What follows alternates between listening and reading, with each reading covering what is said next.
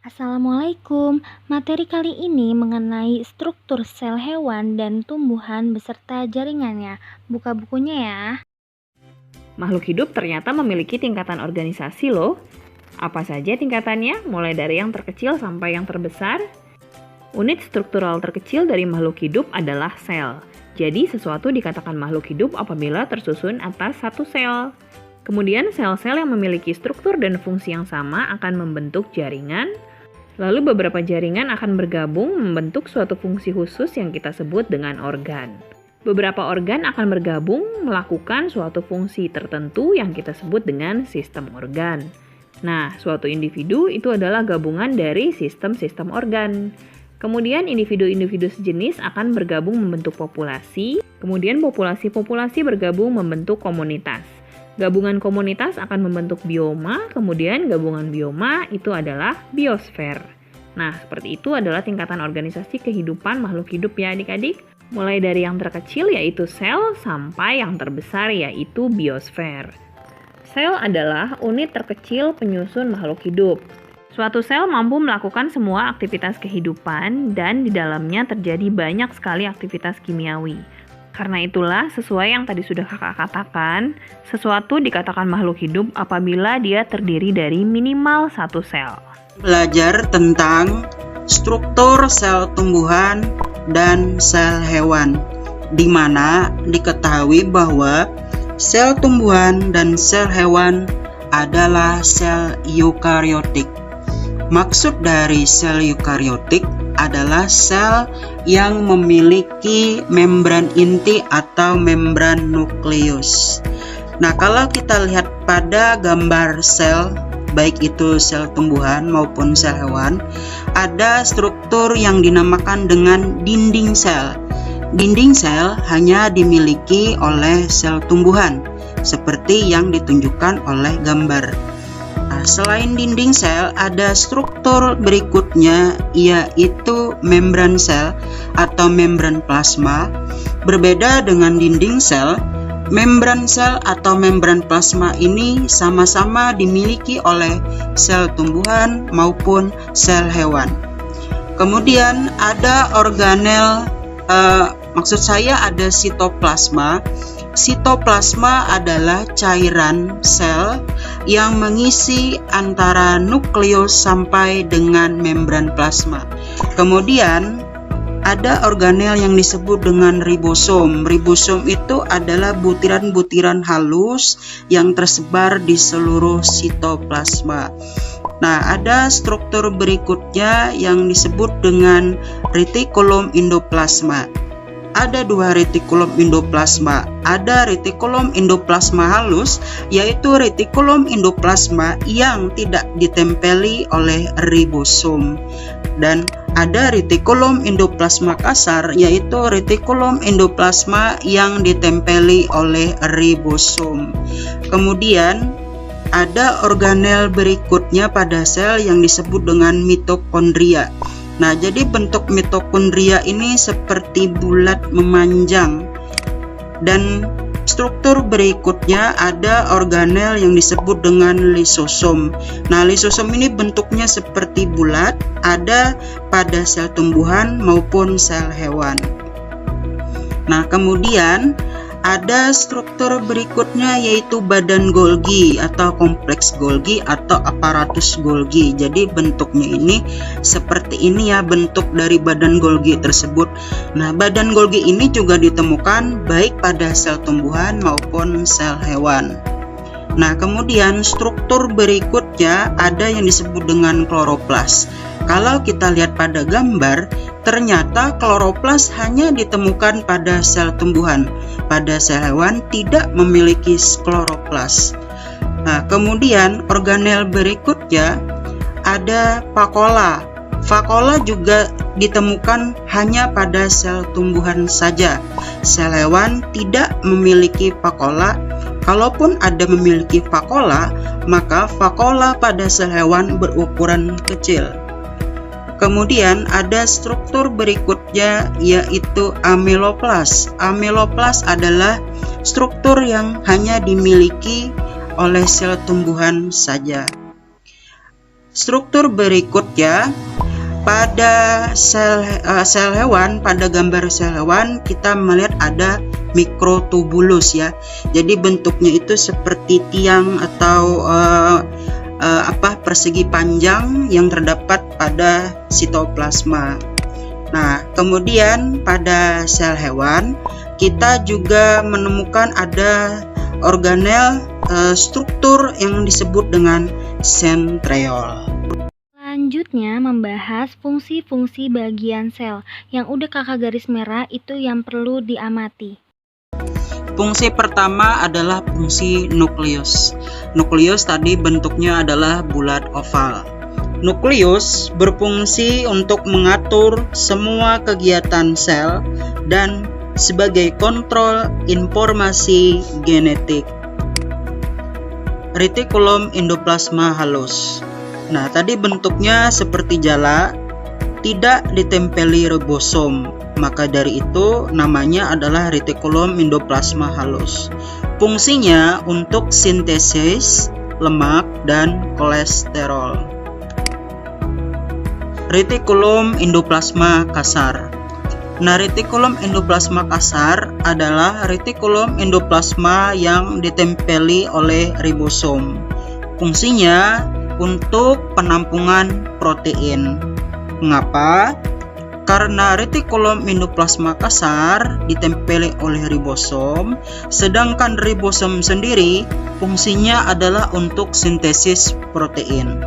Nah, protein yang dihasilkan oleh ribosom akan ditampung oleh retikulum endoplasma kasar. Ribosom. Ribosom merupakan struktur terkecil terletak di dalam retikulum endoplasma, sitoplasma, dan nukleus. Fungsi dari ribosom adalah untuk sintesis protein. Lisosom. Lisosom berbentuk agak bulat dan dibatasi oleh membran tunggal. Lisosom mengandung enzim hidrolitik yang disebut lisozim. Lisozim ini berfungsi untuk proses pencernaan sel. Badan Golgi. Badan Golgi berperan dalam mereaksikan protein yang ditampung dari retikulum endoplasma. Jadi, hubungan antara retikulum endoplasma dengan badan Golgi itu saling berkaitan erat. Retikulum endoplasma akan menampung protein dan protein selanjutnya akan direaksikan oleh badan Golgi. Selain mereaksikan protein, fungsi badan Golgi selanjutnya adalah sebagai tempat sintesis polisakarida. Mitokondria. Mitokondria berbentuk bulat, panjang, seperti tongkat. Mitokondria membentuk tonjolan yang disebut krista. Krista atau tonjolan ini yang berwarna merah muda dan terdapat cairan yang disebut matriks. Ya, matriks pada gambar yang berwarna kuning. Nah, fungsi mitokondria adalah untuk respirasi sel. Respirasi sel artinya adalah proses pembentukan energi dari hasil pemecahan glukosa. Sitoplasma. Sitoplasma adalah materi yang mengisi antara nukleus dan membran plasma. Komponennya berupa matriks atau cairan yang disebut sitosol dan serabut atau benang yang disebut sitoskeleton. Membran sel.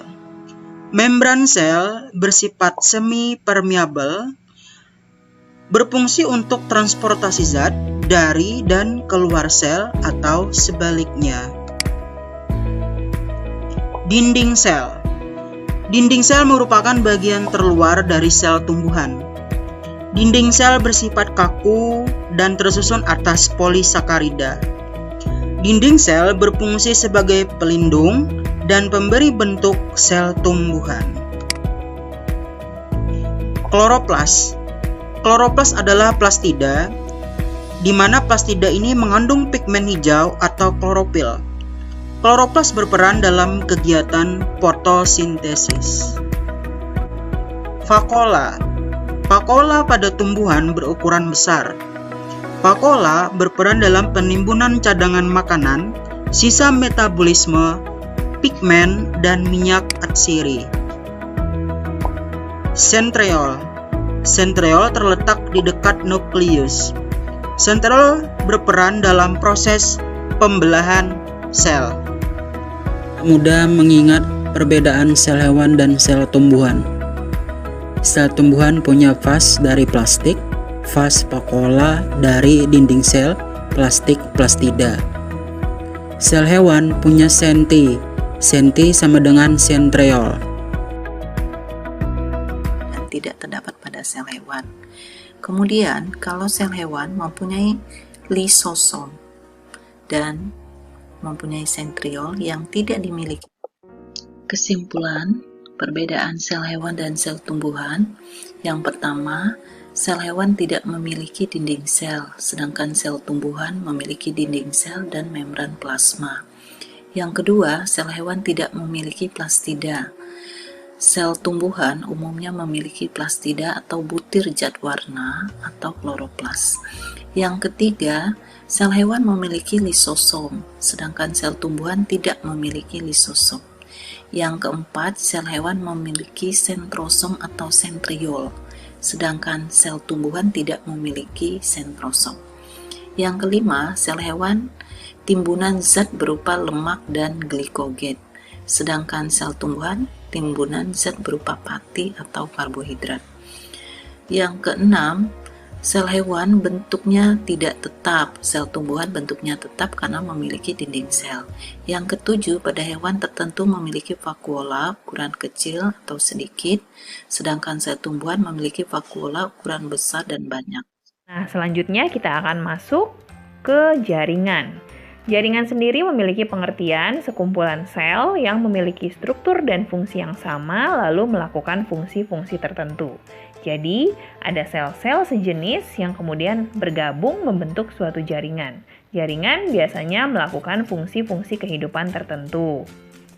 Jaringan terbagi menjadi beberapa macam. Pada hewan, jaringan terbagi menjadi 4 macam. Yang pertama adalah jaringan epitel. Jaringan epitel adalah jaringan yang berfungsi untuk melapisi permukaan tubuh. Fungsinya biasanya selain sebagai pelindung juga untuk sekresi dan ekskresi. Jaringan hewan yang berikutnya adalah jaringan ikat atau jaringan penunjang atau jaringan penyokong. Jaringan ikat ini berfungsi untuk mengikat antara jaringan satu dan jaringan yang lainnya atau mengikat organ satu dengan organ-organ lainnya. Jadi jaringan ini menghubungkan jaringan satu dan jaringan lainnya. Lalu jaringan hewan yang ketiga adalah jaringan syaraf. Jaringan syaraf ini berfungsi untuk menerima rangsang dan meneruskan rangsang ke sel-sel saraf berikutnya sampai dengan ke saraf pusat. Sel saraf ini terdapat hampir di seluruh bagian tubuh hewan. Kemudian jaringan hewan yang keempat adalah jaringan otot. Jaringan otot berfungsi sebagai alat gerak aktif. Jadi otot ini berfungsi untuk menggerakkan tulang dengan cara kontraksi dan relaksasi. Otot dibagi menjadi 3, yaitu otot polos, otot lurik, dan otot jantung. Fungsi dan perbedaan ketiga otot tersebut akan kalian pelajari lebih rinci di kelas 8 nanti ya. Berikutnya, jaringan pada tumbuhan terbagi menjadi 5 macam. Yang pertama adalah jaringan meristem. Jaringan meristem adalah jaringan yang selalu aktif membelah. Jaringan meristem sendiri terbagi menjadi meristem primer yang ada di ujung batang dan ujung akar, serta meristem sekunder yaitu kambium yang berfungsi untuk pelebaran batang dan akar. Jaringan tumbuhan yang berikutnya adalah jaringan epidermis. Jaringan epidermis adalah jaringan yang terdapat di bagian luar tumbuhan. Fungsinya adalah untuk melindungi bagian dalam tumbuhan. Jaringan ini biasanya tersusun atas satu lapis sel yang tersusun rapat-rapat. Jaringan tumbuhan yang ketiga adalah jaringan parenkim atau jaringan dasar. Jaringan ini berfungsi untuk melapisi organ-organ tumbuhan. Biasanya selain untuk melapisi organ-organ tumbuhan, jaringan parenkim ini juga berfungsi untuk menyimpan cadangan makanan. Pada daun, jaringan ini adalah untuk tempat melakukan fotosintesis. Selanjutnya, yang keempat adalah jaringan penyokong. Jaringan penyokong pada tumbuhan terbagi lagi menjadi kolenkim dan sklerenkim.